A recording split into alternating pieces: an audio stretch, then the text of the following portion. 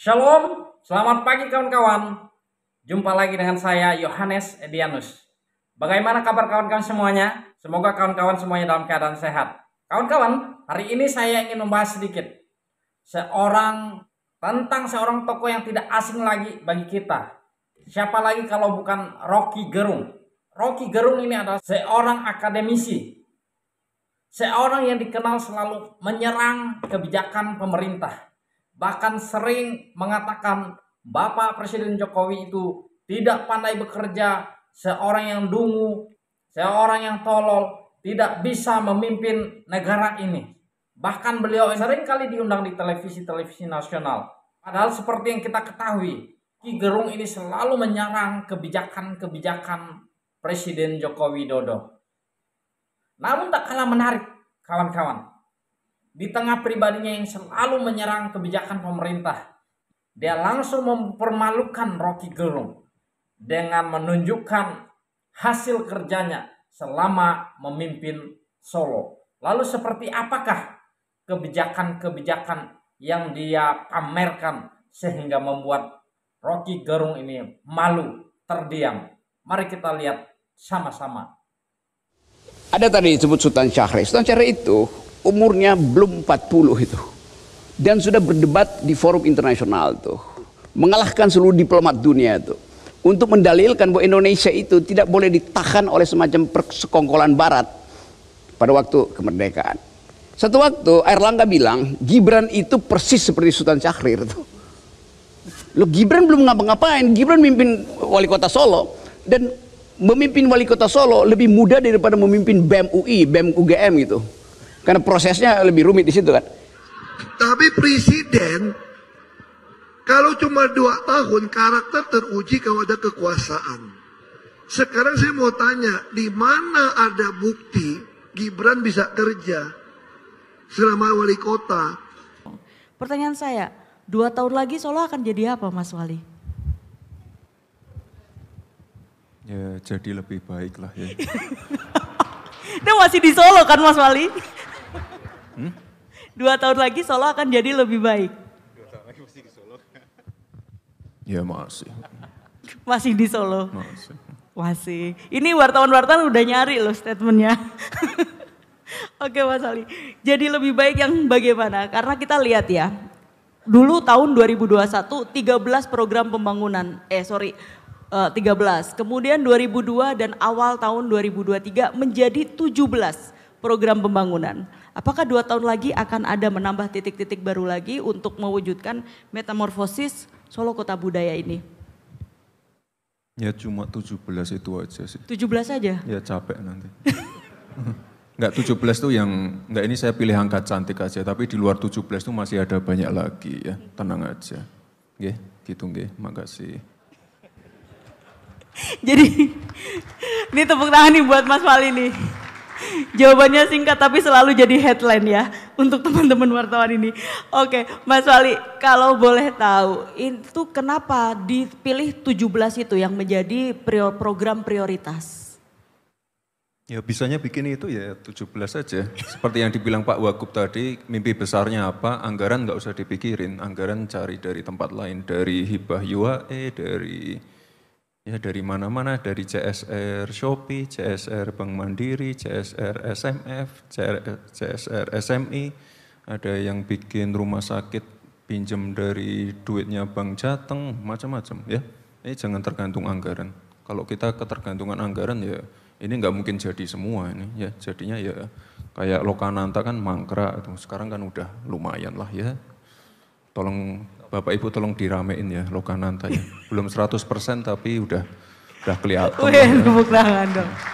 Oke, kalau boleh tahu mimpi besar Mas Wali untuk Solo itu apa? Ya ini jadi semua gitu aja lah ya. Udah cukup. 17 program. Yang masih jadi PR yang di mana ini Mas dari 17 ini? Itu yang terakhir itu. Yang terakhir? Ya terakhir pusing itu ya. Maaf ya Bapak Ibu ya. Tapi September udah mulai, ini udah tender ini. Iya. Ya. Iya. Saya agak pusing, mohon maaf. Yang terakhir paling pusing ini? Ya pusing. Tapi prestasi loh, ada rekonsiliasi saat itu di bulan Februari kalau tidak salah. Doakan aja ya. lancar nanti ya. Paling pusing nomor 17. Kalau yang nomor 15 saya kan udah santai sama Kanjeng Gusti ya. Tapi selesai kok ya, insya Allah selesai. Kalau enggak selesai ya nanti dilanjutkan di 2025 dan seterusnya lah ya. Itu aja. Benang merah dari antara yang nomor 1 sampai 17 itu apa sebenarnya? Benang merahnya. Ya, intinya dari 17 tempat ini semuanya pengungkit men-trigger perputaran ekonomi. Nomor 1 itu dikunjungin 20.000, 30.000 orang per hari. Yang sebelumnya nggak ada parkir liar, nggak ada PKL liar, nggak ada ojek pengkolan liar, sekarang ada semua. Itu ekonomi itu artinya ekonominya jalan. Ya PR-nya sekarang jalannya harus dilebarin. Viaduknya nggak tahu kemarin kenapa nggak sesuai gambar, tetap ada bottleneck. Nggak apa-apa, nanti kita selesaiin semua. Parkir kurang, ya nanti kita bikin tempat parkir. Ya itu aja lah intinya. Nomor 2, yaitu sebenarnya dari zaman wali kota sebelumnya sebenarnya udah lumayan cantik ya, tapi kemarin kan gelap gulita itu. Kenapa? Saya nggak tahu kenapa itu dibikin konsep gelap gulita kayak gitu. Bapak Ibu pernah lewat Ngarsopuro sebelumnya kan? Gelap gulita kan? Ya sekarang udah lumayan terang. Mangkunegaran seminggu sekali, Sabtu Minggu pasti ada acara, night marketnya rame. Nanti jam 9 ke atas Gatot Subroto rame sekali. Jadi ya semuanya pengungkit pergerakan ekonomi lah. Makanya kemarin Solo kan pertumbuhan ekonominya 6,25%. Ya lumayan lah ya. Ya. Ya itu aja lah ya. Ini sebenarnya mau tanya banyak lagi nih Mas Wali. Tapi ini optimis ya, 17 program ini tahun ini selesai. Ya kalau nggak ada yang berantem selesai semua ini. Emang masih ada yang berantem? Ya sejauh ini nggak ada sih. Oke, nggak ada kan. Kalau berantem ya saya mundur gitu aja. Oh nggak jadi, yang ini nggak jadi dibangun gitu aja lah ya. Kita bangun tempatnya Kanjeng Gusti Bre aja.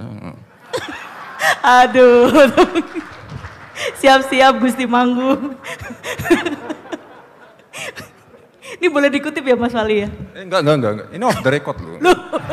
Enggak. Intinya kita mengawal semua pembangunan. Ini udah ditampilkan kayak gini, udah saya sebar kemana-mana, saya upload sebulan sekali ya harus jadi semua ya, gitu. Okay. Udah ditulis tadi Mas Wali? Ya enggak apa-apa. Ya enggak apa-apa, oke. Nah, kalau 17 program ini selesai di tahun ini, tahun depan ngapain? Ya menikmati aja. Menikmati hasil. Ini kan kita struggling terus, 2 tahun pertama COVID, kita nggak ngapa-ngapain. Ya. Sekarang kita bangun semua ini dalam waktu yang sangat mepet, dengan segala keterbatasan, tapi ya insya Allah tahun depan kita tinggal menikmati lah ya. Menikmati kemacetan. Maaf ya Bapak Ibu ya, kemana-mana macet. Kalau nggak mau macet, berangkat dari subuh ya. Wah macet. Berangkat sekolah jam 4 pagi gitu ya? Enggak. Kemarin tanggal 17 mohon maaf kan padat macet ya. Sekarang enggak macet kok ya.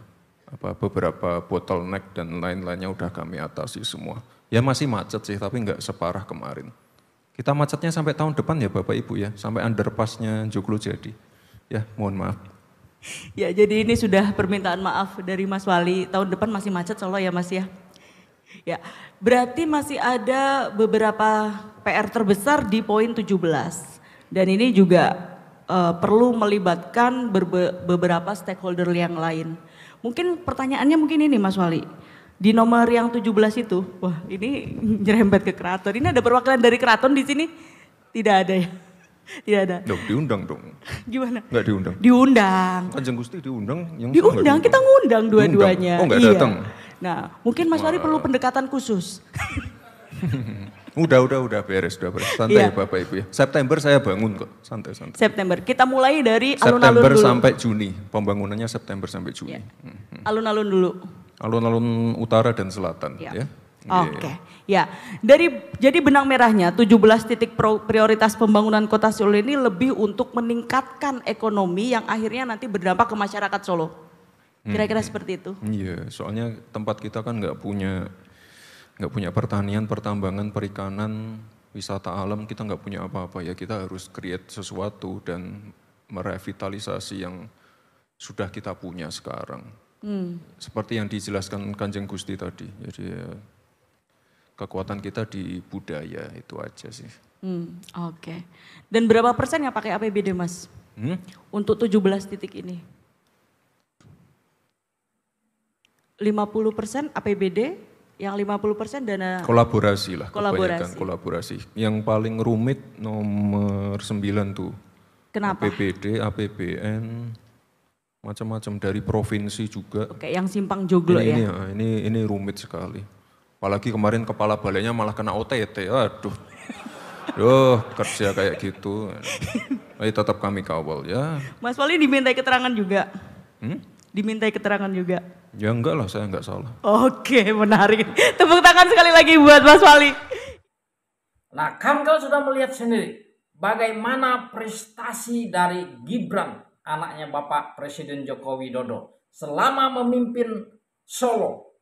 Di situ dia memamerkan, menunjukkan berbagai macam prestasi selama dia memimpin menjadi wali kota Solo. Dia tidak hanya pandai ngomong seperti yang dilakukan oleh Rocky Gerung ini.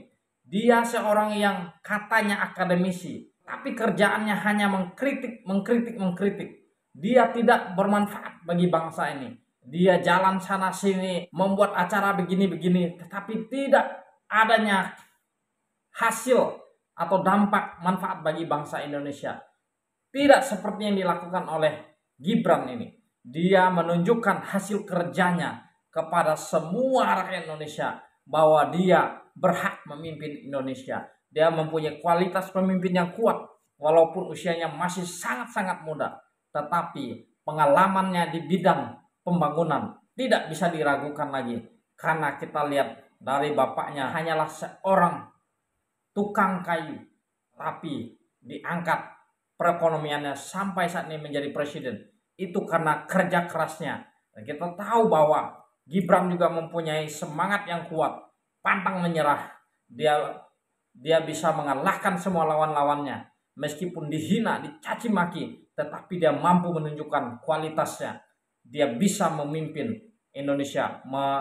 Dia bisa mengalahkan saingannya ketika mendampingi Bapak Prabowo menjadi wakil presidennya. Nah, itulah kehebatan Gibran. Di mana dia mempermalukan seorang Rocky Gerung yang kerjanya hanya mengkritik tanpa adanya solusi. Demikianlah video yang saya bagikan. Dan jangan lupa bagikan ke kawan-kawan yang lain supaya video ini bermanfaat lebih luas lagi. Selamat pagi, Tuhan berkati.